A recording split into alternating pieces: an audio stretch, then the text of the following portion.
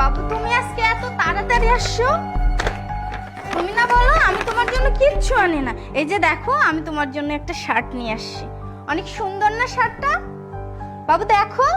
আরে তুমি এত কি দেখো ফোনে? হ্যাঁ দেখো না, দেখি। ফোন কে দিয়েছিল? আরে বাসা থেকে আমার আম্মু ফোন দিয়েছে। বাবু আমার কথাটা বোঝার। কি কথা শুনবো আমি তোর? তুই আরেকজনের সাথে পরকিয়া করিস, সেই কথা আমি তোর মুখ থেকে শুনবো? বাবু আমার কথাটা একটু বোঝার চেষ্টা করো। আমি তোর কোনো কথা বুঝতেও চাই না, শুনতেও চাই না, আর দেখতেও চাই না। আমার যা দেখার আমি নিজ চোখে দেখেছি এবং নিজ কানে শুনেছি। আমার আর কিছু দেখার নেই। বাবু আজকে ফার্স্ট ওর সাথে আমার দেখা হয়েছে। তুই আবার মিথ্যা কথা বলছিস? তুই জানিস চাচা আমাকে কিছুদিন আগে বলেছিল যে তুই আমার অবর্তমানে বাসার মধ্যে আরেকটা ছেলেকে নিয়ে আসিস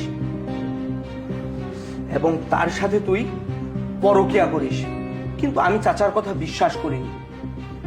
আমি চাচাকে থাপ্পড় মেরেছিলাম, কারণ আমি তোকে অন্ধের মতো ভালোবাসতাম। আর তুই আমার সেই ভালোবাসার প্রতিদান এই দিলি।